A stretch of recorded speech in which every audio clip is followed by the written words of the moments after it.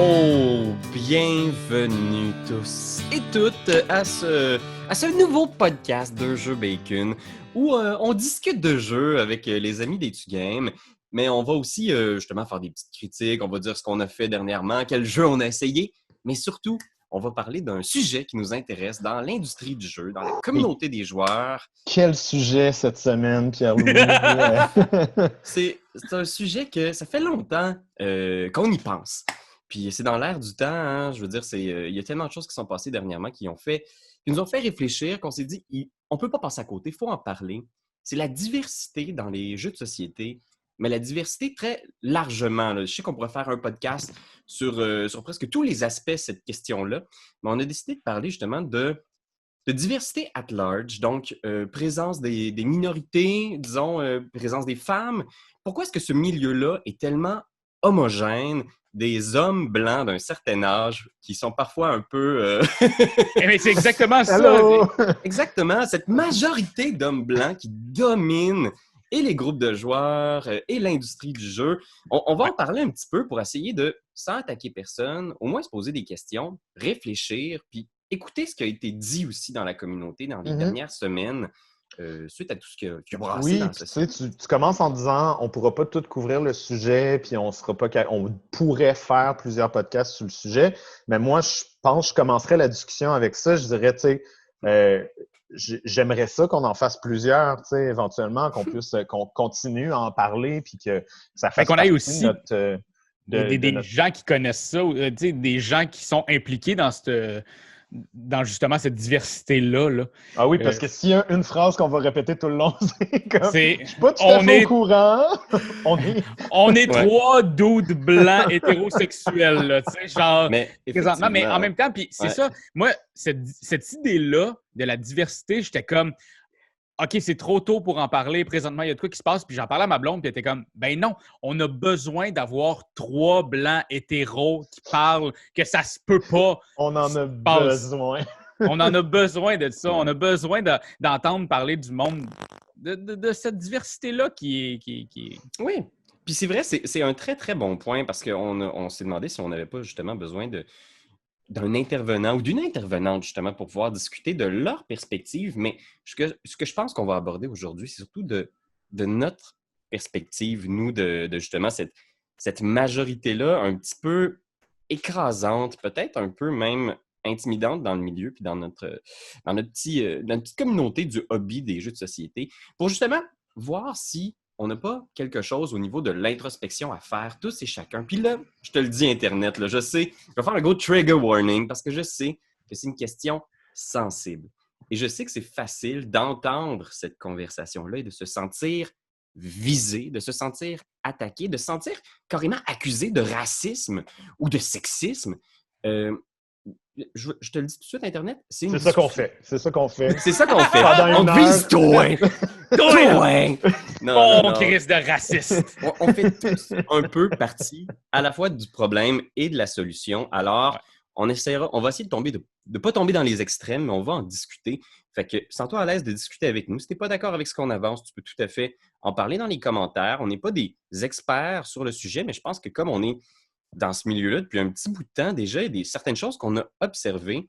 Puis moi-même, il y a des choses que j'ai compris sur moi-même, genre, puis je pense qu'on a tous un petit bout de chemin à faire. Fait que voilà, ça va être la question aujourd'hui, mais avant de se lancer dans la viande de tout ça, là, comment ça va, vous autres, Seigneur? Hein? Il y a beaucoup de choses qui se passent, des grosses nouvelles qui approchent du côté de Raph. Ouais, ben là, c'est ça, la dernière fois, on n'était pas sûr que ça allait arriver du jour au lendemain, et là, ben, on est encore exactement à la même place. On ne sait pas trop quand est-ce que ça va arriver. Mais ouais, ça s'en vient. Mon bébé, right? Ouais, mon bébé. Je parlais pas de mon envie de chier. On ne sait pas quand est-ce que ça va arriver. Non, mais... ouais, mon bébé. Ah, OK. Ben, ouais, non, c'est ça. Il n'y a rien de nouveau à ça, à part le fait que ma copine prend de la bédaine. Mais ça se passe bien, je veux dire, en ce moment. Ça se passe très bien. On va avoir un petit bébé, paraît-il. Parce que là, selon tous les trucs, là, puis après ça, Comme son père. Oui, c'est ça. Puis son père, il est né à 6,3 livres. Fait que... Ah ouais? Ah, j'ai su que Puis moi, je suis né en avance, puis Ellie est née en retard, puis elle faisait 6,8. Fait qu'on va être des bébés. Fascinant. Donc, ça va être un bébé. Puis toi, Doyon, t'as pas de nouvelles, pas de bébé en chemin? Non, regardez, je travaille sur mes petits projets, ça va bien. Je fais pas mal de design de jeux ces temps-ci. Je travaille sur des protos, je m'amuse beaucoup à tester des affaires. Là. On fait tellement de podcasts souvent, je sais pas si je me répète. Gosh, man. Mais non, pas mal de hit game aussi. Puis j'aime ça me concentrer là-dessus ces temps-ci, vraiment l'aspect... le jeu, le design de jeu, la lecture à propos de ça, une Switch. Je suis rendu avec une Switch. Ça, je l'ai fait. Ça, c'est fou, là. Ça, je suis rendu avec une Switch. Je fais partie t'as-tu coûté 800$? Pas en tout. On l'a eu refurbish. En plus, c'est bon, ça. Fait que refurbish, fait qu'on joue à Animal Crossing comme des bons. Je pense que c'est la dernière nouvelle là, que je peux vraiment dire, c'est que Tom Nook est vraiment fier de moi. En ce moment. Good! Content, man, content. Content pour toi! Toi, Pierre-Louis, qu'est-ce qui se passe à part tes boucheurs? Ben écoute, les filles sont retournées à la garderie. Là, lentement, le quotidien devient un petit peu plus normal ici. Tout le monde est toujours très prudent, mais on a continué à jouer un peu à des jeux. Ça faisait longtemps qu'on n'avait pas rencontré des gens. Fait qu'autant à l'extérieur, toujours en ligne. J'ai trouvé une façon de jouer à Arkham Horror à distance avec mon laptop qui filme la table. Oh! Fait que, ouais, on a commencé à jouer des jeux aussi un peu avec la gang des Tu-Games. Fait que, restez avec nous parce que je pense qu'on a quand même pas mal de critiques, de nouveaux jeux qu'on a essayés. Puis moi, ça me stimule beaucoup de retomber un peu dans les... On recommence. Ben oui, tout commence, tu sais, je veux dire, parce qu'au Québec, ça commence là, on commence à pouvoir enfin se voir puis jouer à des jeux. En France, ça fait longtemps, mais il y a pu avoir justement ce moment-là où est-ce que vous avez travaillé sur des jeux, puis là, nous, on les reçoit, puis on est comme « Oh my God, OK, cool! » On est émerveillés par ce qui s'en vient. Oui, bien excité. Excellent. Écoutez, Internet, je vous rappelle d'être prudent à la maison quand même. En faites pas trop de folie, respectez les distances. Mettez-vous le masque quand vous rentrez dans un magasin, c'est pas la fin du monde. Si ça vous tente, là, regarde, guys. Si ça vous tente de vous faire kisser à la porte. Fait que voilà. Ça me fait penser à ta mini-critique de pandémie, man. La fin était tellement drôle. Puis même le début, imaginez-vous imaginez qu'il y a une grande pandémie mondiale. Je sais que c'est difficile à se mettre en tête, là, mais... Fait que ben oui, écoute, on pourrait même faire un podcast là-dessus, m'amener masque et jeu. Ben oui. Mais ouais, écoute, on va se lancer là-dedans. Tu sais, je pense qu'il y a personne qui a été insensible dans les derniers mois, les dernières semaines, à toutes ces grandes questions de société qui ont été remuées, entre autres, au départ ici en Amérique, par la mort de George Floyd aux États-Unis. Puis à ces inégalités-là, ou du moins à ces communautés-là qui s'exprimaient, qui sentaient qu'ils étaient peut-être traités de façon différente, et depuis des années, et que à chaque fois, c'est toujours pelleté vers l'avant. Et on entend aussi le cri des gens qui hurlent genre « Toi, t'es correct, il n'y en a pas de problème, arrêtez de chialer! » Puis je pense que forcément, ça nous a tous mis un peu devant le fait qu'il y avait peut-être une petite introspection à faire. Dans tous les domaines, tous les milieux, pour tout le monde. Moi, personnellement, si je peux parler d'une expérience personnelle, là, les 2 événements qui m'ont fait un peu réaliser qu'il y avait peut-être un réel problème, c'est quand Wizard of the Coast, qui est la maison d'édition derrière Donjons Dragons, derrière Magic the Gathering, a annoncé qu'il retirait de sa collection des cartes Magic un certain nombre de cartes qui étaient, selon eux, problématiques. Donc, de par les illustrations, de par les pouvoirs utilisés, de par le terme des cartes. Fait qu'on va les mettre dans la description. Il y a aussi, pour Donjons Dragons, justement, ils ont annoncé qu'ils étaient pour faire des modifications à certaines règles par rapport à la création de personnages. Par exemple, quand on crée un personnage de Donjons Dragons, on choisit une race.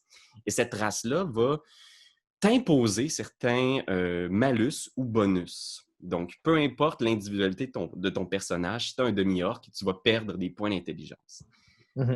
Donc, ils sont inscrits, ils ont fait une espèce d'appel à tous pour dire, ça, on considère qu'on avait des trucs qui étaient problématiques dans nos sets de règles ou dans nos cartes, et on va changer ça. Qui était peut-être insensible ou qui témoignait d'une époque, d'une autre vision ou d'une... Oui, une espèce de désir de vouloir peut-être comment dire, juste regarder ce qu'ils ont fait puis faire comme, est-ce qu'il y a possibilité de garder le même jeu, mais de juste avoir peut-être un petit peu moins de malaise ou juste des règles qui sont peut-être un petit peu whack, tu sais. C'est juste un peu insensible que certaines communautés, certaines personnes qui veulent se joindre au hobby, peut-être ont été heurtées par ces règles-là. Puis là, moi, ce qui m'a marqué, c'est à quel point sur Facebook, il y a eu une levée de bouclier, des commentaires unanimes sur le fait que c'était terrible, qu'on ne pouvait plus rien dire, que bientôt on ne pourra plus jouer à Magic, on ne pourra plus jouer à Donjons Dragons, que les gens ne comprenaient vraiment pas c'était quoi Magic, que c'est pas parce que tu joues les Noirs que t'es raciste, Saint-Seigneur, puis c'était vraiment le Far West. Et j'ai vu beaucoup de gens s'insurger contre juste la peur que ça change. La peur peut-être d'être accusé justement d'être raciste. De faire, hey, j'ai pris part, moi, à ce jeu-là, j'ai joué à Magic. Puis j'ai aimé ça. J'ai aimé ça. Dites-vous que je suis raciste, dites-vous que je suis méchant, dites-vous que je suis quelqu'un qui devrait être puni pour ses actions. Et je pense que c'est là qu'il y a un malaise, puis je pense que c'est là qu'il faut déconstruire tout de suite. On en a jasé souvent, là, mais je pense que le racisme, ou du moins le racisme systémique, là, ce qui fait que nos communautés, là, notre hobby, notre petite gang de joueurs de jeux de rôle, de joueuses de jeux de société, est tellement majoritairement blanc, homme, cisgenre, parce que, Seigneur, les gens, dès qu'il y a une espèce de petite, on dirait un pas vers l'avant, de faire comment on va changer ça, parce que c'est juste un peu weird que ce personnage-là soit tellement inspiré genre d'un stéréotype blessant de telle communauté ou de tel peuple, de telle culture. Les gens sont comme « Ouais, qu'est-ce que vous faites? Vous êtes en train de gâcher la mémoire de Gary Gygax! » Je pense que c'est peut-être... Ça contribue. Il y a plein de petits détails, je pense, plein de petites actions. Puis je pense que toutes ces actions-là, sur le niveau individuel, ne sont pas racistes en soi, mais toutes mises ensemble font qu'il y a comme un système qui fait que, ben oui, hein, effectivement, il y a peut-être des gens qui se sentent mal à l'aise de se joindre à certains groupes de jeux ou à certains groupes Facebook parce qu'ils sont comme... Je suis un peu dégoûté des commentaires.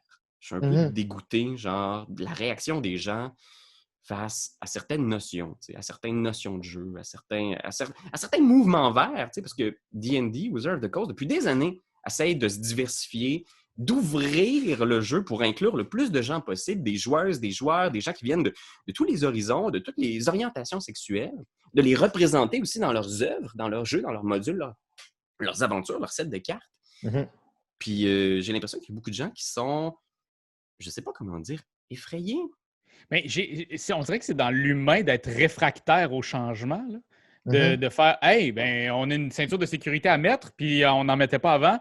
Là, je panique. Ah, là, des masques. Là, je panique. » Et là, de changer, est-ce que ça va changer mon expérience de jeu, qu'il n'y ait pas le même titre sur la carte? Ben, c'est une bonne question, ça, Raph, que tu soulèves. Je pense qu'on l'a vu aussi dernièrement avec Cyberpunk, Mike Pondsmith, le créateur, qui person of color, qui lui-même s'est fait accuser de racisme par rapport au design de son jeu, puis ça a soulevé la question de à qui appartient, puis ça, je sais que ça va faire moi, j'ai pas de réponse à ça, là. Oh, ça soulève des questions, mais à qui appartient l'œuvre une fois qu'elle est sortie, mais aussi une œuvre comme un jeu évolutif comme ça. Ils en sortent des nouvelles cartes à chaque année. Ils sortent des nouvelles règles de D&D tout le temps. Fait que, il y a une évolution du truc. Puis je pense que peut-être une piste de réflexion, c'est que les gens ont l'impression que ça leur appartient à eux à 100%, puis que le fait d'aller changer les règles qu'ils connaissaient vient jouer dans leur propriété intellectuelle, leur propriété de joueur. Alors que, vous en pensez quoi de ça? Est-ce que l'œuvre... Parce que moi, j'ai toujours, en tant que créateur, quand je fais des films, quand je fais des séries, des trucs comme ça, je le dis souvent, genre, ça m'appartient plus, genre, ça appartient au public maintenant. Mais ça peut être une pensée problématique quand tu le vires de bord puis que tu es comme « Ah ouais, tu sais, ce que j'ai fait là, je trouve que c'est un peu problématique. » Puis là, les gens sont fâchés parce que maintenant, ça leur appartient. Je sais pas. C'est une bonne question. Moi, le feeling que j'ai, là, ce que j'ai ressenti, c'est qu'il y a beaucoup de gens, je pense, qui ont réellement peur d'être accusés de racisme. peu indirectement, puis je pense que c'est ça souvent ce qui arrive, c'est que j'en ai vu très, très, très peu des gens qui sont réellement racistes, là, du genre qui ont des propos ouvertement, puis premier degré de haineux, qui sont vraiment à vouloir du mal à des gens qui sont d'une autre origine culturelle ou justement aux femmes. Ça existe Ça absolument. existe. Oh, oui, ben oui. J'en ai croisé très peu dans le monde du jeu. Je pense que c'est ce constat-là dans la tête de beaucoup de gens qui font. Moi, j'ai jamais entendu personne qui disait que. Qui s'est montré ouvertement raciste. Donc, ça n'existe pas. Donc, il n'y a pas de problème. Donc, vous chialez pour rien. Donc, en vous exprimant sur la place publique, en faisant. C'est vous les racistes! C'est vous les racistes. C'est vous qui cherchez la pagaille dans un monde qui est parfait, déjà. J'ai l'impression que souvent, la thèse qui est comme amenée un peu derrière ça, c'est qu'il n'y en a pas de problème. Mais c'est parce que c'est aussi que le monde qui dit ça, c'est du monde qui ne vivent pas du racisme à tous les jours. C'est ça. C'est aussi ça, parce qu'il y a beaucoup de monde qui sont comme, il n'y en a pas de racisme systémique au Québec. Mais en même temps, quand une personne de couleur se fait arrêter 4 fois dans le mois par la police parce qu'elle roule 10 en dessous de la limite de la vitesse, bien là, m'amener, c'est parce que ça existe. C'est juste que nous, on ne le vit pas en tant que blanc, homme, hétéro. Je pense aussi que non seulement ça ne fait pas partie de notre quotidien, mais aussi ça fait peu partie de notre vocabulaire. T'sais. Je pense que c'est beaucoup une question, puis les gens sont super bons donner leur opinion sur ce sujet-là, puis utiliser leur vocabulaire, puis des deux côtés, tu sais. Je veux dire, autant les personnes qui sont engagées pour cette cause-là, autant les personnes qui sont engagées pour essayer de détruire cette cause-là. Les gens développent un vocabulaire qui, des fois, est peut-être contradictoire les uns avec les autres, ou utilisent des mots, des néologismes que tu es comme « Ah, je suis pas sûr de comprendre ». Moi, personnellement, mon feeling premier, souvent par rapport à ces questions-là, c'est, mettons, pour préparer le podcast aujourd'hui, Pierre-Louis nous a envoyé un texte, puis t'es comme, lisez ça, ça va être le fun, puis tu sais, heureusement que genre le texte était bien synthétisé, écrit par quelqu'un que j'aime, puis le fun, parce que je l'aurais peut-être pas lu dans le sens que, tu sais, ça impacte tellement peu mon quotidien que ce mur d'informations-là, ce que je veux dire avec ça, c'est que ça coûte aux gens de s'instruire. C'est de la job de faire comme, OK, cette problématique-là me touche, je vais essayer de m'éduquer là-dessus d'un point de vue. D'écouter, au final. D'écouter, c'est ça, exactement. C'est une vraie job d'écouter. Puis je pense qu'il y a beaucoup de gens qui deviennent des professionnels à bâtir un genre d'echo chamber autour de leur opinion plutôt que d'essayer de la confronter. Ça, je trouve ça un peu problématique. Mais ouais, je suis vraiment intéressé par cette question-là, puis je trouve ça le fun. Puis pour des personnes qui savent pas, qui nous écouteraient, puis qui savent pas vraiment par où commencer pour s'instruire là-dessus ou se remettre en question, tu sais. Je pense que il y a peut-être une approche que moi j'aime puis que j'ai essayé d'appliquer en lisant le texte que tu nous as envoyé, Pierre-Louis, qu'on va sûrement venir en parler un moment. C'est se rendre compte que il y a une part de geek dans le fait d'être instruit, tu sais. Il y a une part de... comment dire? Tu sais, quand tu dis justement « people of color » ou genre des néologismes ou des trucs comme ça, il y a une part de... Je trouve que ça peut faire vibrer notre fibre de « Hey, ça m'intéresse, genre. Je trouve ça intéressant. Je trouve ça... C'est pas juste émotif, c'est aussi...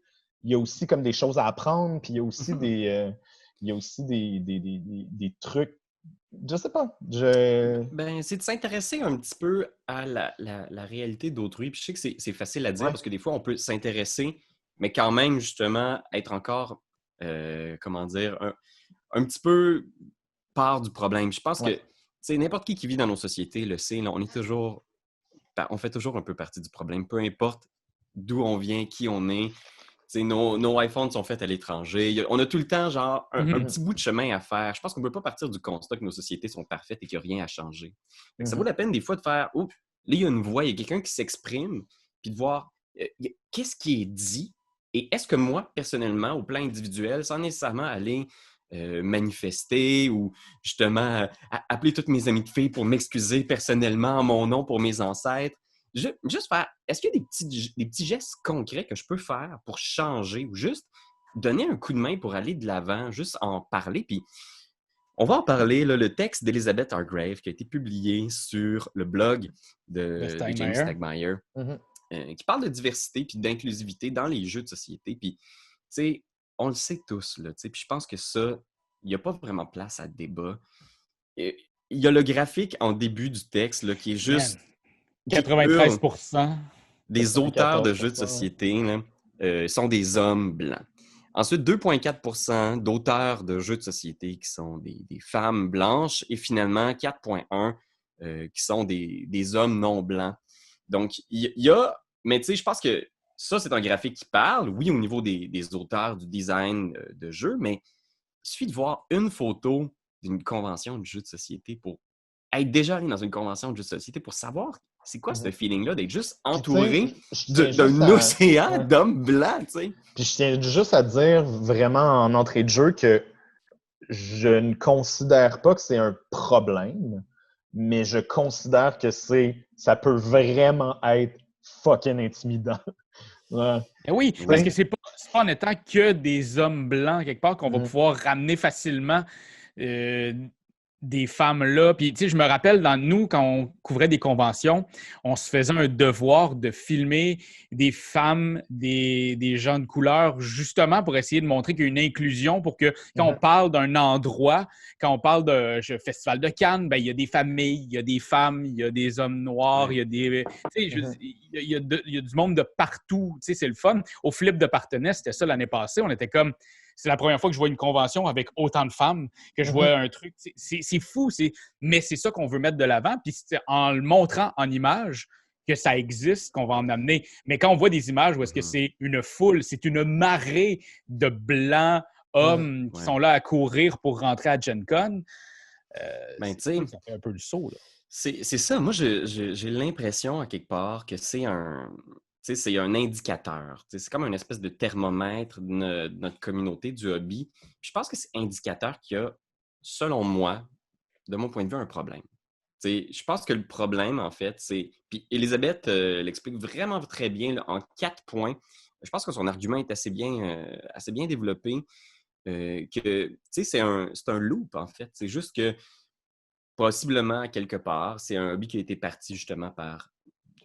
Juste peut-être que je pense qu'à la base, puis c'est vraiment débattable, là. Je sais qu'on a eu des bonnes discussions là-dessus, mais des fois, il y a certains hobbies, certains milieux, certains domaines qui sont juste plus dans la lignée peut-être d'un intérêt ou d'un type de goût de telle ou telle culture ou tel sexe.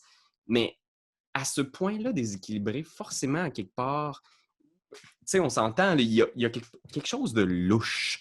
Et puis si on regarde en dessous ce que ça peut signifier, c'est qu'il y a peut-être une espèce d'effet domino, ne serait-ce que, justement, tu vas dans une convention, tu es une femme, même si je sais qu'il y a probablement plein de gens qui nous écoutent qui font, encore une fois, je vous accuse pas, je sais que votre groupe est probablement parfait, mais tu sais, vous jouez avec des amis de filles, c'est génial, tu sais, mais je veux dire, quand tu es une fille, tu t'en vas en convention, les gens vont te regarder, puis souvent, ils vont avoir l'idée que tu es la blonde de quelqu'un ou tu es là, puis tu connais pas trop les jeux, tu vas t'installer à une table très souvent, parce que même moi, je l'ai vécu souvent, ne serait-ce que parce que des fois, tu as l'air jeune ou des fois, tu as l'air genre, justement un peu intéressé. Les gens vont t'expliquer comment jouer, ils vont te dire ce que tu devrais faire dans ton tour. Ce qu'on dit en convention, ça soit souvent avec des inconnus, des étrangers. Et je pense qu'il y a vraiment des biais. Je pense que c'est souvent de bonne foi. Je pense que c'est souvent des gens qui veulent bien faire puis qui veulent inclure des gens, mais je pense qu'il y a quand même pas mal de gatekeeping, de trucs par rapport au fait que toute cette espèce de roue-là de tu vois pas de femmes sur les boîtes de jeux de société, tu vois pas de femmes quand tes voix sont en brassière en train d'essayer de conquérir une planète, là, tu fais comme... Mais aussi la façon absolument. Oui, c'est vraiment un excellent point. De tous ces éléments-là vont faire que peut-être qu'à un moment donné, tu vas voir tes chaînes YouTube qui présentent des jeux de société, mettons, où tu regardes les groupes qui parlent de jeux de société. Tu vas voir des gars partout. Tu vas voir des gars, toujours le même profil de gars. Peut-être que maintenant, tu vas juste te faire « c'est pas pour moi ». Peut-être que tu vas juste pas te sentir à ta place. Et je pense que c'est comme ça part à la base, en première ligne, le problème. C'est ça, c'est particulier parce que c'est vraiment une question de vocabulaire puis de tournure de phrase, là, mais tu sais, c'est le fait accompli de la photo de genre la marée d'hommes blancs à Gen Con, tu sais. Je trouve que cette photo-là ou la résultante de tout ça, le résultat de tout ça, moi, je vois pas de problème là. Je vois un problème en amont, tu sais.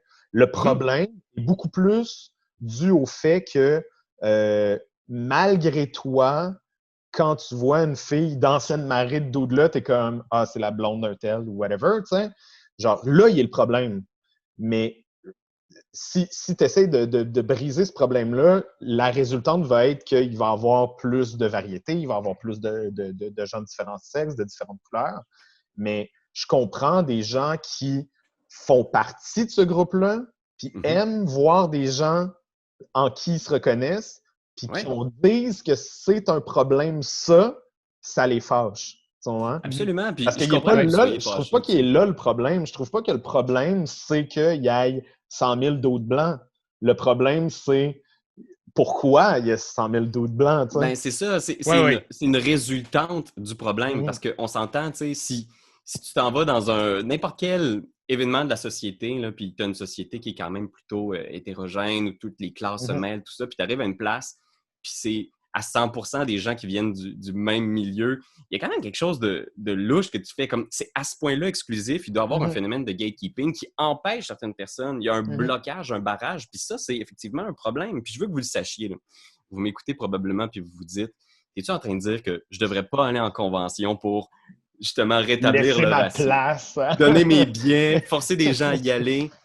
Mon but, c'est vraiment pas qu'il y ait un quota 50-50 dans les maisons d'édition, 50-50 chez les auteurs, que tu sois forcé comme maison d'édition de publier justement des jeux qui sont édités par des autrices. Je pense que c'est vraiment pas là. Je pense qu'effectivement, comme tu dis, c'est en amont, c'est en première ligne. Tu sais. Je pense que les jeunes générations, parce qu'il faut se l'avouer, on commence à être une génération plus si jeune que ça, guys. Parce que il y a beaucoup de jeunes générations. Moi, les petits jeunes qui ont commencé à jouer à D&D, par exemple, pour eux, c'est juste un réflexe de faire comme, ben oui, j'ai invité ma gang de filles, puis ma gang de filles est embarquée, puis c'est toute une génération qui ont écouté Critical Role, puis pour eux, c'est juste logique. D&D, c'est un truc que tu fais entre amis, gars, filles, de tout horizon, toute orientation sexuelle, il n'y a aucun problème. Moi, ma génération, quand on jouait à D&D, je veux dire, déjà, il y avait comme une espèce de... C'était considéré méga geek, on n'en parlait pas. J'ai l'impression qu'on avait peur que... Je ne sais pas si c'est vraiment une affaire de génération, mais à quel point on se disait, ben, les filles font ça, nous autres, on fait ça. Les Boys Club, là. Les Boys Club, ça a toujours été... Quand je jouais à D&D, j'ai toujours juste parlé de ça à mes amis de gars. Puis je suis quelqu'un qui a étudié en théâtre, j'ai plein d'amis de filles, mais c'était toujours ma gang de gars. Puis par réflexe naturel, quand j'avais un nouveau système de jeu, c'était toujours la même gang de gars que j'appelais. Quand on jouait à un jeu de société, c'était toujours la même gang de gars. Ça a été comme un effet domino que, tu comprends, on n'était pas volontairement à exclure les femmes de notre cercle. C'est juste quelque chose qui était comme une habitude.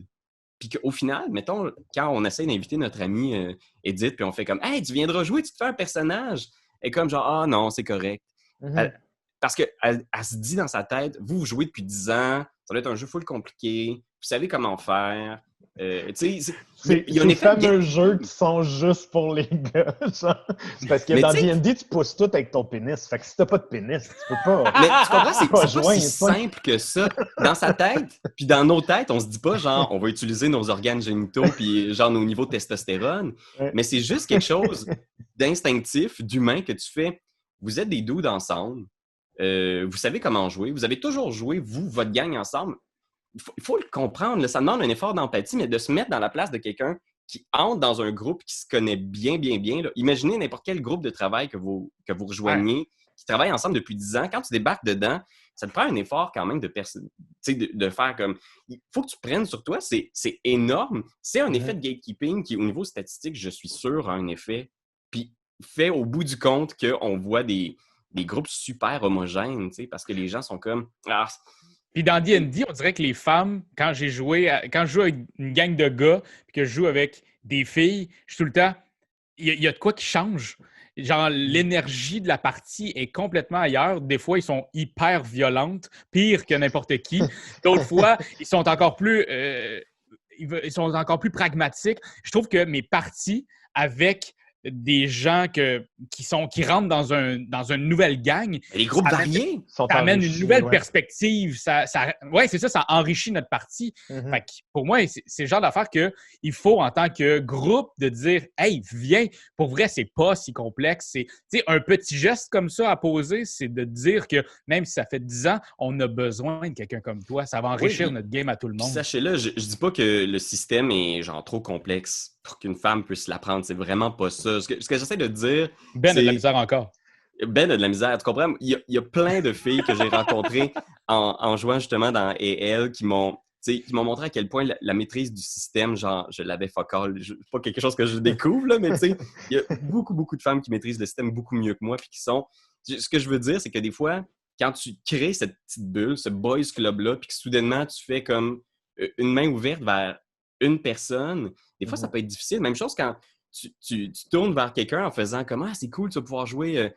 la prêtresse ou tu vas pouvoir jouer... » Tu sais, des fois, c'est des maladresses juste qui viennent de trucs qui sont inscrits dans ta tête que tu tournes puis tu es de bonne foi, mais c'est tellement plein de petits éléments qui font que c'est un groupe hermétique, là, que c'est difficile d'être inclus parce que tu es comme « Ah, ben, j'ai pas le goût de jouer une prêtresse, j'ai pas le goût de jouer tel ou tel personnage. » Tu sais, je veux vraiment partir de la base comme vous autres, tu sais.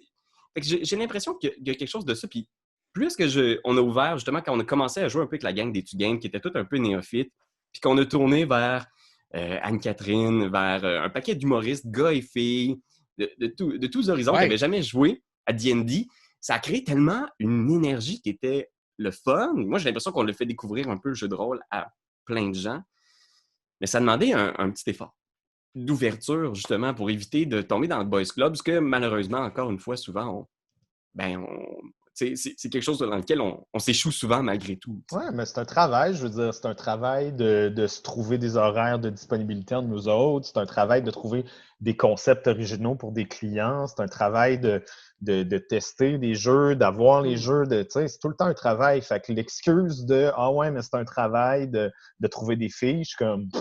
C'est autant un travail que de trouver un gars. Là. Je veux dire, c'est la même maudite affaire. C'est juste qu'il ne vient pas en tête in the first place. Mais, en tout cas. Mais, ouais, je trouve. Pour revenir un tout petit peu en arrière sur quand tu disais que tu as appris des choses sur toi, Pierre-Louis, pendant cette période-là, moi, on pourrait en jaser. Là, si tu as des trucs particuliers en tête que tu veux partager. Mais moi, une des choses que j'ai appris que je trouve vraiment intéressante, c'est le niveau de degré du racisme. Genre, comment dire, je pense que je vous en ai déjà parlé hors d'onde, mais je trouve qu'on manque de mots dans notre vocabulaire pour parler de racisme. Puis c'est venu un peu à nos oreilles justement à cause de la question du racisme qu'on appelle systémique. Il y a juste de l'ignorance des fois qui peut s'inscrire sous le signe du racisme.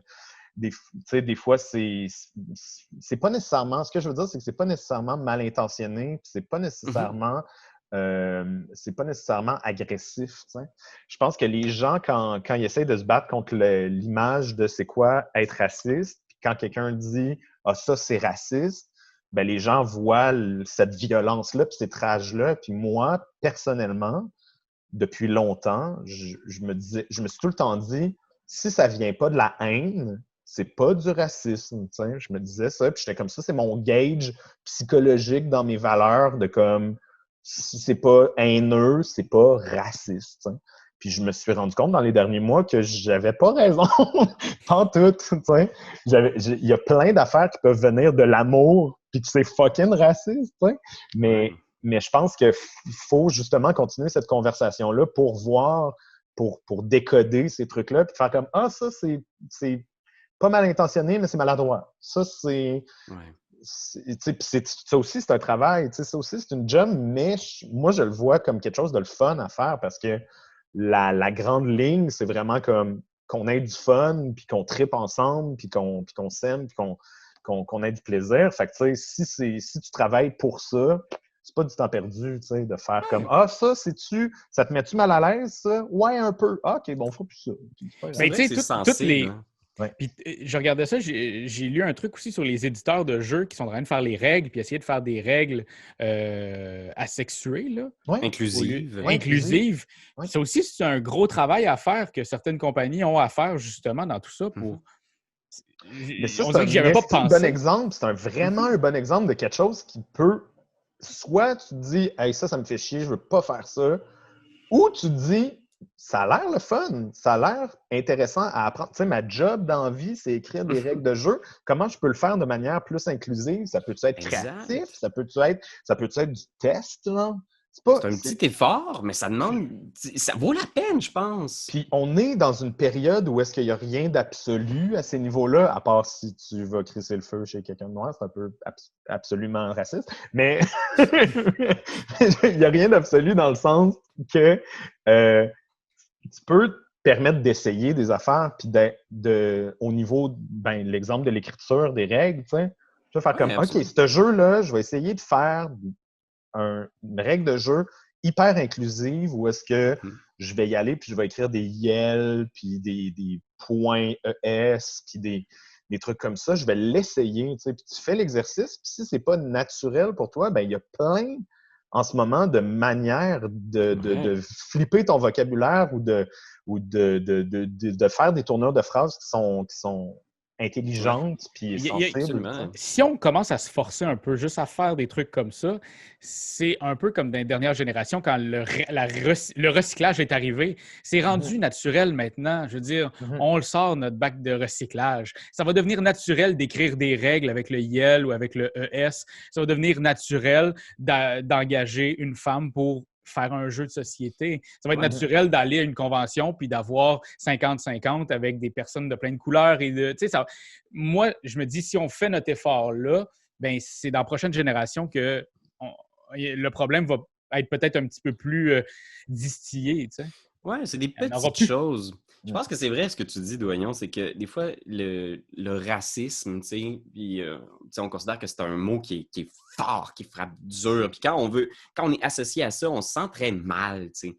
Mais c'est des toutes petites choses. Justement, quand il y a eu cette décision-là d'une maison d'édition qui possède la licence intellectuelle des cartes de Magic, de faire on retire ces cartes-là, qui étaient des cartes d'un vieux set que plus personne n'utilisait, je pense que c'est la moindre des choses de faire très bien. C'est votre droit, autant légalement que moralement, de le faire. Ça ne m'empêche pas de jouer à Magic. Ça ne m'empêche pas de faire des decks. Ça ne m'empêche pas d'exploiter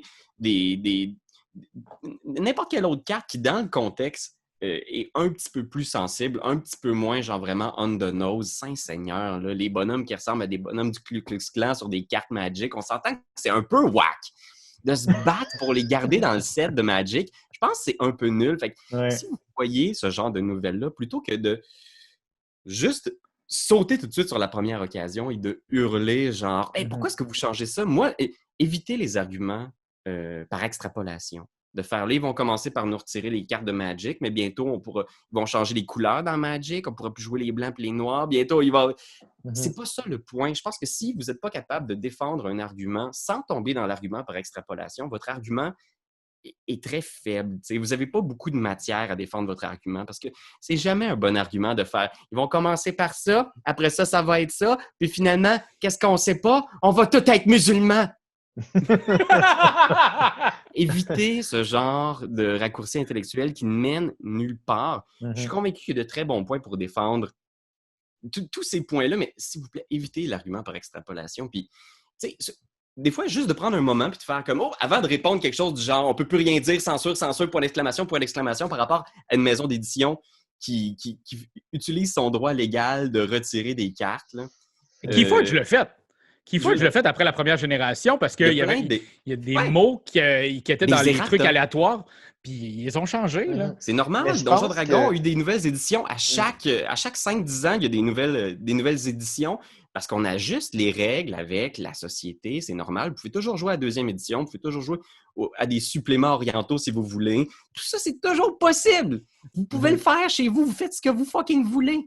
Mais juste peut-être quand ces annonces-là sont faites, prendre un moment, puis analyser que peut-être le commentaire que vous êtes sur le point de faire à chaud, ben, est peut-être insultant pour certaines personnes. Mm-hmm. Oui, ben je pense que, comme tu dis, c'est une histoire de sensibilité, tu sais, puis je pense que beaucoup de ces gens-là, puis en plus, tu sais, on est rendu dans des layers avec Internet de ces gens-là, ils ont des echo chambers de commentaires, puis que là, ça inspire des commentaires étranges d'autres personnes, puis là, tu crées comme le vocabulaire dont je parlais tantôt, tu crées genre des arguments massus automatiques, tu sais. Fait que là, il y a des gens qu'eux autres, leur job, là, cet après-midi-là, c'est de passer toutes les places où est-ce que telle affaire a été postée puis de commenter la même maudite affaire, tu sais. Je pense qu'il y a vraiment... Les gens sont... Puis c'est intéressant parce que au final, tu sais, comment dire? Quand il y a des moves qui sont faits comme ça par des compagnies, c'est souvent pour soit répondre à le fait qu'ils ont été mis au courant qui brimait la sensibilité de certaines personnes, tu sais, qui disaient « Ouais, Ku Klux Klan, c'est pas super sensible », puis il y a des gens qui nous écrivent pour dire que c'est raciste puis que ça leur fait de la peine. Fait que là, eux autres réagissent par rapport à ça. Puis, il y a d'autres gens qui voient cette nouvelle-là puis qui trouvent que c'est autant valable leur émotion, tu sais. Puis qui se disent « Ah, ben moi, ça me dérange, fait que je vais répondre puis ça va avoir le même impact. » Puis overall, tant qu'il n'y a pas de... Tu sais, overall, je trouve ça important qu'on ait cette discussion-là. Puis je trouve ça important que les personnes... Tu sais, je suis ton avis de dire comme ah ben tu sais tournez votre langue 7 fois dans votre bouche avant de parler, ça c'est sûr, ça c'est pour tout le monde, tu sais. Ça équivaut pour tout. Tu sais, en fait, mon point, c'est surtout que tu sais, t'as toujours ta liberté d'expression. On est dans une des sociétés les plus libres. Je crois pas du tout à la censure. Quand les gens crient à la censure, je trouve ça fascinant.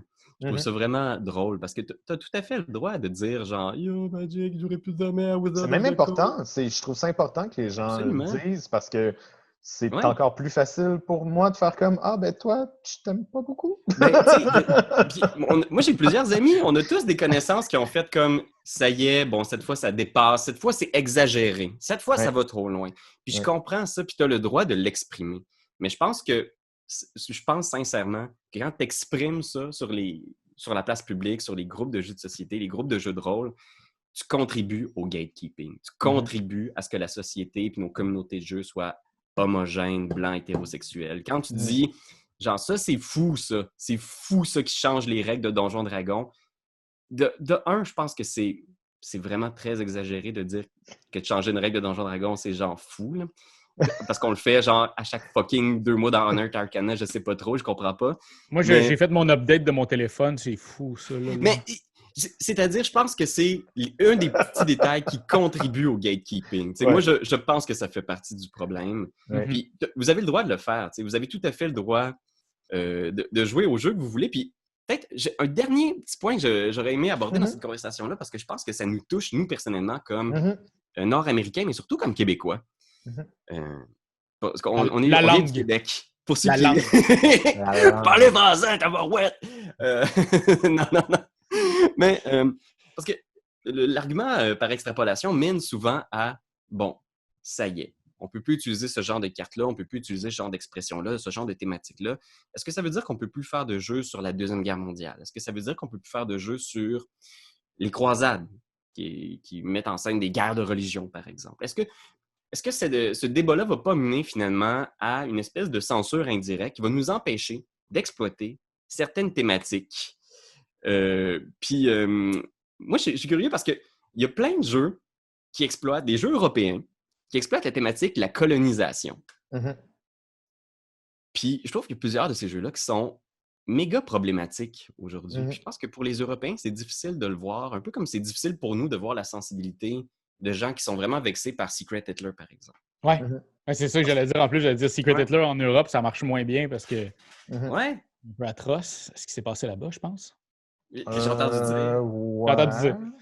Mais c'est toujours une question de contexte, selon moi. Je pense que tu peux faire un bon jeu de croisade, tu peux faire un bon jeu sur la colonisation. Ça dépend comment tu le mets en scène. Ouais.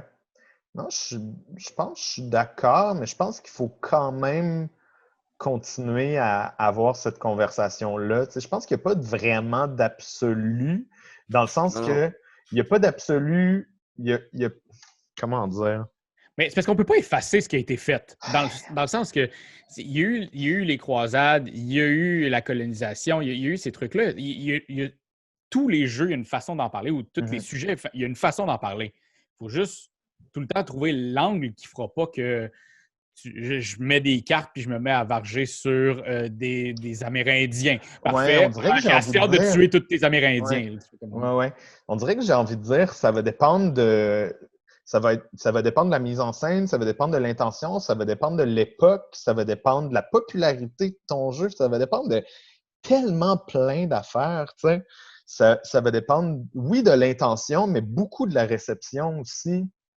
Puis, puis je pense qu'au final, s'il y a des endroits qui sont plus sensibles à cette question-là, puis que le jeu il a été fait dans des bonnes intentions, on parle de Secret Hitler, ben il y a comme un aspect naturel de cette conversation-là qui va faire en sorte que les places qui sont plus sensibles à ça, ils l'achèteront pas, puis le jeu va mourir de sa belle mort. C'est sûr que si le jeu lui-même crée des débats, puis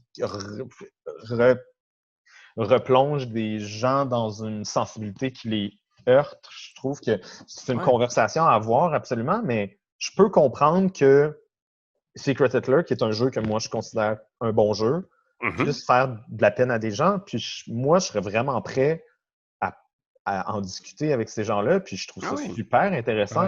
Puis, vraiment. Puis tu sais, si jamais en tant que société on jase, puis on en parle, puis on écoute, puis qu'on fait comme « Hey, finalement, c'est un bon jeu, mais genre, ton bonheur prévaut sur ce jeu-là que ça fait un petit bout que j'ai pas joué, by the way. » Genre, je viendrai pas me battre contre la personne, ni verbalement, ni sur Internet pour faire comme « Ah, mais là, genre, on va tout enlever les Secret Hitler. » Je suis comme « Ben, so be it. » Mon opinion, c'est comme si on enlève. Puis tu sais, en tout cas, c'est toujours de contribuer un peu à l'ouverture. Tu sais, c'est de te dire, si tu contribues en faisant comme ton opinion est super valide, si tu fais, mettons, genre, moi je m'en fous, j'aime ça les jeux de colonisation, je trouve ça le fun, puis ça me dérange pas de jouer un chef de compagnie qui s'en va exploiter les ressources en Afrique parce que je trouve ça nice, puis c'est un bon jeu, puis Alexander Pfister, je veux dire, c'est un génie. Puis c'est cool. Mais je pense que c'est une opinion super valide, mais il faut savoir que les opinions, c'est pas juste une opinion. Des fois, les gens, ils pensent que de juste faire un commentaire, c'est juste faire un commentaire. C'est valide. J'ai le droit de dire que telle personne, c'est de la merde ou tout ça, mais il y a toujours des conséquences à ça. Puis je pense que ces conséquences-là, c'est les graphiques qu'on voit qui sont publiés par Elizabeth Hargraves. Moi, je l'ai ressenti de plus en plus. Ça m'a toujours apparu étrange, les jeux sur la colonisation qui présentaient ça comme une activité familiale intéressante et amusante. Parce que nous, pour nos auditeurs français qui ne le savent pas, on est un peu le produit de la colonisation ici du grand Commonwealth britannique. Donc, j'ai toujours trouvé ça étrange, les jeux justement comme Mombasa, où est-ce qu'on présente les joueurs comme des ingénieux chefs d'entreprise qui s'en vont exploiter les ressources d'un continent, puis qui font des points. Plus ils ont fait d'argent avec les ressources de ce continent-là, plus ils gagnent et c'est génial! Tu peux exploiter des bananes ou des trucs comme ça. Moi, personnellement, j'ai toujours vu ça comme un manque de sensibilité un peu européen de gens qui l'ont pas vécu de l'intérieur. Des gens qui ont été du bon bord de la colonisation bien souvent. Même chose quand je vois des jeux qui présentent les cow-boys et les Indiens comme un jeu amusant, où est-ce que les Indiens attaquent le village, piou, piou, piou, piou, piou, dégomons, c'est ça la pâche. C'est très européen. Ils ne réalisent pas des fois à quel point il y a. Mais Panique au village, c'est excellent, par exemple. À la limite, c'est des colocs, là. C'est pas des ennemis, là. Ils vivent dans la même maison. Moi, je trouve que c'est une belle histoire. Tu l'as dit, c'est d'ouvrir la conversation puis de s'intéresser pour vrai. Parce que je pense que si certains jeux qui parlent de ces thématiques-là, c'était un peu intéressé sur les nations amérindiennes ou sur qu'est-ce qui était réellement les dynamiques des Antilles. Est-ce que c'était vraiment juste les colons européens qui étaient genre les réels héros des Antilles dans Maracaibo? Est-ce que c'est normal qu'il y ait juste un personnage qui soit natif dans toutes les cartes de Maracaibo? Est-ce que c'est pas plutôt étrange de toujours faire un jeu où les Européens sont mis de l'avant et où les gens originaires de cet endroit-là qui ont été exploités, torturés, parfois même assassinés par milliers, sont figurants, tu sais. Mm-hmm. C'est ça, moi, des fois, que je me dis, si vous faites un jeu sur ces thématiques-là, puis que vous faites une recherche, puis que vous le présentez de façon intéressante, là, comme pour qu'on morde dans l'histoire des croisades, qu'on comprenne les guerres de religion, puis cette période de l'histoire qui est passionnante. C'est ça, c'est pas comme si c'était pas souvent des jeux qui avaient une recherche de toute façon, tu sais.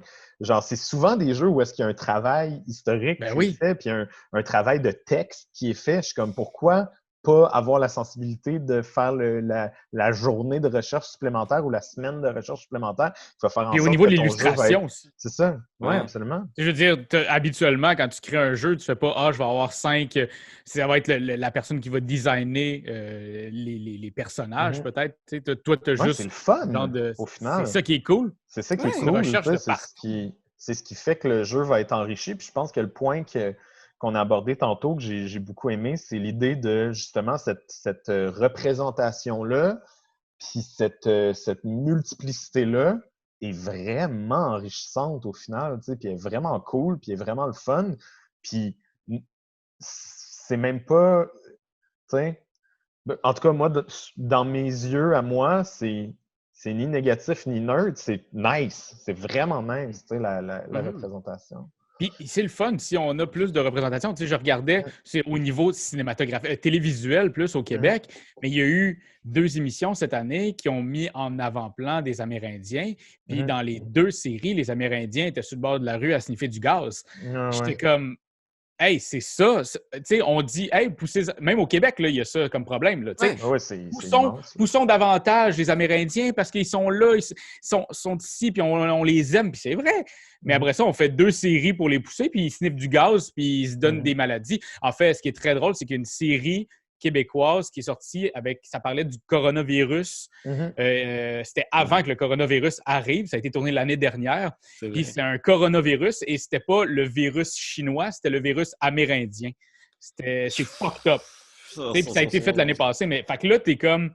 Hey, on va mettre en avant-plan des Amérindiens, mais oui, c'est eux autres qui mettent le virus, c'est eux autres qui sont pas corrects, puis en fait... On dirait qu'on est des années 70, de genre, le méchant, il faut qu'il ait un accent russe, parce que... Mais, Seigneur, des fois au Québec, là, c'est le même un peu, puis probablement qu'en France aussi, vous devez le ressentir, partagez vos expériences, mais je pense que, vous l'avez dit, évitez les stéréotypes. Je pense que, puis pour éviter les stéréotypes, c'est vraiment d'aller vers les autres. C'est un effort, des fois conscient, de s'intéresser, de faire comme avant, de faire un jeu qui se passe justement dans un autre pays, puis d'emprunter un pan de leur culture, de vraiment en faire une étude sérieuse, de prendre le temps de vraiment le considérer, puis d'écouter aussi les sensibilités des gens qui s'expriment. Moi, c'est l'effort que je me dis que je vais essayer de faire, même maladroitement cette année, puis dans les années à venir, d'essayer d'être un petit peu plus à l'écoute, parce que c'est vrai que souvent, on pense de notre réalité, de notre point de vue en faisant « ben moi, j'en ai pas de problème ». Fait qu'il n'y en a pas de problème, right? Je pense que c'est un piège. Ouais. Alors moi, j'ai commencé, puis je veux continuer aussi dans ma vie, c'est être un peu plus vocal quand je vois des choses que je trouve pas correctes avec ça. Tu sais, si quelqu'un écrit justement « ben là, c'est ça, hein, on peut plus jouer à des cartes Magic », ben juste d'écrire en dessous. Fais juste une petite recherche, puis tu sais, de pas laisser les personnes s'enflammer eux-mêmes sans avoir dit quelque chose. J'essaie souvent, quand je vois quelque chose que je trouve... souvent, quand j'étais plus jeune, je faisais juste fermer ma gueule. Là, maintenant, je veux plus fermer ma gueule. Je veux dire, ça se peut plus, tu sais. Je pense que ça fait partie du fun de briser ces echo chambers-là, tu sais, des 2 côtés, tu sais. Je pense que c'est vraiment le fun de popper cette ballonne-là chez les autres, mais de se la popper à nous aussi quand nous, on voit que quand on a la vivacité de remarquer qu'il y a quelque chose qui cloche dans notre manière de penser, puis le travail qu'on fait d'aller chercher cette information-là, ben, je trouve que c'est sensible de le proposer à d'autres aussi en faisant ça. Pour continuer cette discussion-là, Internet, si toi aussi, tu as des choses à dire sur ce qu'on a dit, parce que comme je l'ai dit, puis je le pense, là, c'est des opinions qu'on lance, mais c'est pas sans conséquence. Peut-être que toi aussi, ça t'affecte. Peut-être que toi aussi, tu as des choses à voir de ta perspective ou peu importe d'où tu viens ou de quelle culture, origine, genre. N'hésitez pas à nous en parler s'il y a des choses que vous voulez nous communiquer. Moi, ça me fait plaisir d'en discuter dans les Oui, commentaires. des pistes de réflexion aussi vraiment. pour des recherches ou juste des discussions. Je trouve que c'est super enrichissant, c'est vraiment le fun. Puis moi, j'aimerais ça qu'on continue ce genre de contenu-là. C'est un Éventuellement. sujet qui est tellement large que Ouais. si vous nous donnez des nouvelles pistes de réflexion, ben ça pourrait être cool, même pour nous autres, d'explorer ces pistes-là pour s'enrichir entre nous autres aussi. Puis aussi, surtout, si vous n'êtes pas d'accord, je Ouais. veux dire, c'est vraiment méga légitime. Fait que si vous avez envie d'en discuter puis de brasser nos positions, moi, ça me fait plaisir aussi de vous écouter parce que je pense que ça vaut la peine de discuter. Puis comme Doyon le dit, de chaque côté du spectre. Fait que n'hésitez pas, jasez-nous. D'ici là, on va jouer à Conan. Ben ouais! Parlant de jeu! On va finir ça sur une note un peu plus légère, peut-être. Hey, je vais vous donner un défi. Ouais. Quoi? Essayez de trouver un jeu qui a de la représentativité dedans. Si vous voulez parler d'un jeu. C'est trop dernière seconde. C'est dernière minute en esti, là. J'entends ce que tu me dis. J'écoute ton émotion. Mais je pense que j'en ai un. Ben, check, je peux commencer. Mais je pense que j'en ai un, ouais. Vas-y donc. Commencer, vous laisser le temps de réfléchir. C'est vraiment particulier comme jeu. Genre de jeu dont je parlerais peut-être pas d'habitude, mais je veux vous en parler. Ça s'appelle Couchy Express. C'est un jeu, ben là, on la voit, c'est la chef. La chef, je pense qu'elle était asiatique, je pense. En tout cas, c'est ça, c'est une fille. Ça, c'est sûr, c'est une fille. C'est un jeu de chez Yoka Baitsume. Et j'ai été vraiment agréablement surpris par ce jeu-là. C'est un petit jeu de rapidité où est-ce qu'on a des cartes qui correspondent à des recettes. Fait que, mettons, cette recette-là me donnerait 5 points. Puis, c'est la personne qui réussit à le faire le plus vite possible sur sa brochette, comme ça. Donc, tu as vraiment des cubes qui sont en mousse. Ah ouais! Oh! Un jeu de rapidité, là. Pas de la mousse, c'est du caoutchouc, excusez. OK, ah ouais. Puis là, tu essaies de rentrer dans l'affaire le plus vite possible. Puis là, oh my God, c'est difficile à passer au travail. Yeah! Tu as réussi. Puis là, tu fais bon appétit. Puis là, tu le mets sur le truc. Puis tu gagnes le truc. C'est vraiment simple. C'est vraiment party. Mais ça faisait longtemps que je n'avais pas ri comme ça à crier. Là. Puis c'est vraiment le fun. Puis je pense qu'une des mécaniques toutes simples qui est vraiment cool, c'est que tu as des slices, mettons slice de bacon. Fait que là, il faut que tu enroules. Mais là, c'est tight. Puis là, en plus, il faut que tu passes ton bâton au travers. Fait que c'est tout niaiseux. C'est tout cute. Mais c'est ça, je l'ai mis sur la table. Puis là, j'ai fait OK, c'est juste ça. Puis tu joues, puis il y a vraiment des beaux moments. J'ai vraiment trippé, puis je pense que c'est illustré par Vincent Dutray, d'ailleurs. Ah ouais? Ouais, c'est Vincent qui a fait ça, puis c'est designé par Johan Go. Donc, vraiment, vous regarderez ça, Couchy Express, si vous avez la chance juste de le louer pour une soirée, le fun, fin de soirée, entre deux jeux, avant un jeu. Ça se joue en 15 minutes, puis c'est vraiment drôle. Puis c'est pas grave si ça revole sur ton ordi. Toi, quand t'as joué, ben moi, je suis en train d'essayer de demander à Eileen de me le descendre parce que je l'ai oublié en haut. Fait que je te dirais, vas-y, puis je vais essayer de le finir s'il est capable de me l'amener. Okay, attends un petit peu. Oh yeah! Puis c'est rare qu'on voit des pièces comme ça dans les jeux. Ouais. Oh! Tag Garden! Oui, j'ai joué à Tang Garden! Ben écoutez, Tang Garden, là, c'est une giga grosse boîte dans laquelle on doit justement, encore une fois, il y a un personnage, c'est une jeune femme chinoise sur la couverture. Tang Garden, c'est un jeu dans lequel on doit construire les jardins impériaux. Fait que c'est un jeu de placement de tuiles. Fait que t'as vraiment genre une espèce de plateau central. Tous les joueurs travaillent pour poser leurs petites tuiles. En fait, il y a comme 4 piles de différents type de terrain du jardin. Fait que là, c'est vraiment comme un Carcassonne, mais à très grand déploiement. Là. Il y a des matières 3D, des arbres en carton, des petits pavillons. Je l'ai monté. Hey man, c'est de la job, hein? Il n'y avait pas fini. Les arbres, ils étaient tous à faire aussi. Là. Ouais, ben il faut que tu les fasses pendant, ouais. Ouais, fait qu'en tout cas, bref, c'est un jeu qui est issu de Kickstarter, donc je pense qu'il emporte l'ADN. C'est genre un jeu plein de stock. Est-ce qu'il y a du stock? La boîte est énorme! Mais c'est, au final, un petit jeu de placement de tuiles assez zen, sympathique, avec des petites tuiles qu'il faut, comme dans Carcassonne, que les terrains soient similaires, donc de l'eau à côté de l'eau, de la forêt à côté de la forêt, etc. Mais en plus, tu as la possibilité, si tu ne veux pas placer de tuiles, de placer des décorations. Les décorations, c'est des petits jeux de sets de cartes. Les décorations, comment tu les places? Mettons, là, tu vas mettre des arbres, puis à un moment donné, tu vas placer aussi des personnages. Et les personnages ont des angles de vue. Puis certains personnages veulent voir certaines choses. Fait que certains personnages vont te faire 5 points à chaque fois qu'ils vont voir un dragon. Fait que là, tu peux les placer pour qu'ils voient des dragons. Tu peux faire des combos. Mais, c'est un jeu qui est très excitant à regarder. Je me suis tellement battu avec le livret de règles. Saint-Seigneur Marie. C'est un jeu tout simple, mais qui arrive à complexifier ces deux petites mécaniques simples de placement de tuiles, choix de cartes, pour en faire une espèce de jeu méga fiddly. C'est vraiment compliqué là, parce qu'il y a des pictogrammes. Chaque carte a un pictogramme. Il y a plein de sets qui ont tous des pictogrammes, tous monochromes, là, une seule couleur en encre chinoise. Faire la différence entre des temples, des bâtiments, des taux, c'est très compliqué. Mais t'es daltonien aussi, il faut le dire. À spécifier, ils ont des petites mécaniques pour ceux qui sont daltoniens, justement, pour ça. Cool. Parce qu'il y a des illustrations qui sont différentes. C'est juste qu'elles sont fucking tough à identifier les illustrations. C'est un petit jeu zen que j'ai eu beaucoup de plaisir, mais je pense même que c'est un peu compliqué pour un jeu si simple de pose de tuiles. Comme, pourquoi est-ce que c'est si lourd? Pourquoi il y a autant d'affaires? T'es comme... tu l'as dit, Kickstarter, il y a ça. Puis... C'est Kickstarter. Puis il y a aussi le fait que, tu sais, souvent des jeux comme ça, on se rend pas compte parce que nous, on joue quand même beaucoup tout le temps à plein d'affaires.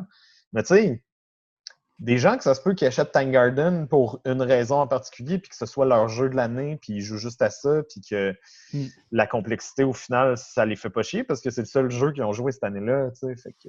Ouais, puis possiblement. Puis tu sais, je veux dire, si vous avez aimé Tank Garden, grand bien vous fasse. Moi, j'ai l'impression, par exemple, que comme jeu, puis on s'entend, c'est pas une critique, là, c'est une impression à chaud après une partie.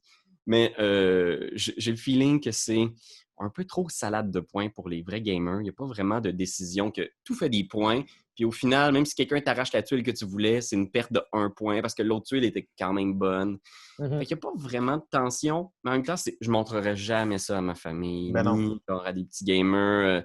Fait que c'est comme un peu trop random pour des gamers puis un petit peu trop complexe pour des beginners. Fait que je ne sais pas trop dans quel marché ça s'inscrit. Je suis curieux de l'essayer quand même. Ouais. Ça vaut la peine. Je vais vous le faire essayer parce qu'il y a des bons flashs dedans, je trouve, quand même. Mais un petit peu déçu. Raph, as-tu un jeu pour nous? Ouais, puis moi aussi, ça parle d'une minorité. Une minorité qu'on voit pas souvent dans le monde du jeu. Et c'est les papillons! Oh, mais c'est un jeu d'Elizabeth Hargrave! En plus, ben c'est ça, je voulais pas aller rebondir tout de suite sur ce qu'on avait fait tantôt, mais c'est ce qu'on disait. Mais pour vrai, c'est vraiment simple. Puis Pierre-Louis, dans le sens, c'est Elizabeth Hargrave. On parle ici des papillons, des monarques et surtout de cette grande épopée qu'ils ont à faire, les monarques, entre le Mexique jusqu'au Québec. Et il y a plein de trucs qui font encore apprendre des nouvelles affaires dans ce jeu-là. C'est vraiment chouette. Ouais, et en regardant le plateau, en regardant les règles, j'ai fait c'est très, très, très simple. Peut-être trop, peut-être que justement, ça va peut-être pas être si le fun que ça. Et j'ai joué une partie, puis pour vrai, ça a comme buildé tout mon plaisir pendant que j'y jouais. Et j'ai fini en faisant c'est génial. Je vais rejouer. Je vais changer ma stratégie, mes papillons, je vais les amener parce qu'en gros, c'est d'amener tes papillons numéro 1 qui partent du Mexique, de Michoacán, vers le Québec. Ouais. Mais les monarques, ils reviennent après. Ils essayent, ils meurent tout avant ça. Là. C'est plusieurs générations de monarques. C'est des générations qui s'en vont et qui reviennent. Fait que ton but, c'est de ramener à Michoacán des papillons de génération numéro 4. Et plus tu en amènes, plus ça te fait des points. L'affaire, c'est que tu n'as pas besoin d'aller toucher le Québec puis revenir. C'est pas ça qu'il y a dans le jeu. C'est de te promener en Amérique puis de revenir avec des papillons numéro 4 à Michoacán. Moi, j'ai plus fait, je vais amener mes 1, je les mets en 2, je les mets en 3. Mais là, mes 3 étaient très, très proches du Québec. Essaye de ramener tes numéros 3 jusqu'à Michoacán. Genre, j'ai réussi à en ramener un papillon de génération numéro 4 en me disant « Hey, ça va être malade, je vais en faire plein! » Parce que ça joue très, très vite. 60 minutes, ils disent à 2 joueurs, mais pour vrai, ça a peut-être pris 40-45 minutes. J'ai tout de suite eu envie d'en refaire une autre. Tu te promènes, tu as 2 cartes, 2 actions. Tu en choisis une des 2 et tu vas te promener sur le plateau de jeu. Regardez le plateau de jeu, comment Il est tout beau, là, tout mignon. Je trouve ça sombre un peu, par contre. Je trouve ça intéressant, le choix esthétique d'une boîte noire. Ouais, moi, j'ai... Ouais, je pense que ça venait probablement de la couleur des ailes des monarques. Ouais. Ouais, right. Puis c'est vraiment ça. Fait que quand tu te promènes, tu arrêtes à des endroits, tu prends des fleurs et avec les fleurs que tu vas récolter, tu vas pouvoir populer et faire une génération 2 et 3 et 4. Après ça, les ramener à Michoacán. Vraiment, c'est ça que j'aime dans un jeu de même. C'est cette simplicité-là, mais avec un moment où est-ce que dans ma tête, je me suis dit « Ah, j'ai mal joué ». En milieu de game, j'ai fait « Ah, si j'ai mal joué, je vais en faire une tout de suite. » C'est tout le temps drôle, ça. Puis ça donne envie d'y retourner, ça donne envie de faire une nouvelle stratégie, de réessayer. Y a-t-il une stratégie qui est plus gagnante que d'autres? Puis c'est tellement accessible. Tu sais, moi, j'ai envie de jouer avec n'importe qui. Pierre-Louis, je pense que tu aurais même énormément de fun à jouer avec Mumu à ça. Ouais? Ah ouais. Moi, c'est quel âge? C'est 7+? 8+? 14+. Ah ouais? Mais, 14+. De cartes, mais c'est le genre de truc que quand tu expliques les cartes, tu peux jouer avec. Ouais. Les cartes sont d'une simplicité. C'est des flèches. C'est comme 4 flèches, 5 flèches avec un petit rond. Fait, ça veut dire que tu avances de 5 puis tu vas prendre la fleur. C'est tellement bien inscrit. C'est juste que je pense que le 14, c'est dans l'idée de ma stratégie. La complexité totale du jeu et peut-être... Les papillons font peur aussi aux jeunes enfants, souvent. Oui, c'est ce qu'on a su. Fait que Mariposa, pour moi, c'est vraiment de quoi essayer. Un jeu d'horreur. Oui, un jeu terrifiant. Merci, Raph, pour cette critique de ce jeu terrifiant. Mais oui, mais écoutez, Internet, c'était notre podcast, notre discussion. Ça fait toujours du bien d'échanger comme ça, même si des fois, c'est des conversations qui sont plus sensibles. Puis, bien sûr, on le fait de bonne foi parce que, Seigneur, c'est tellement fun, les jeux. C'est fun que tous les gens de toute la planète jouent à des même jeux. D'ailleurs. Oui!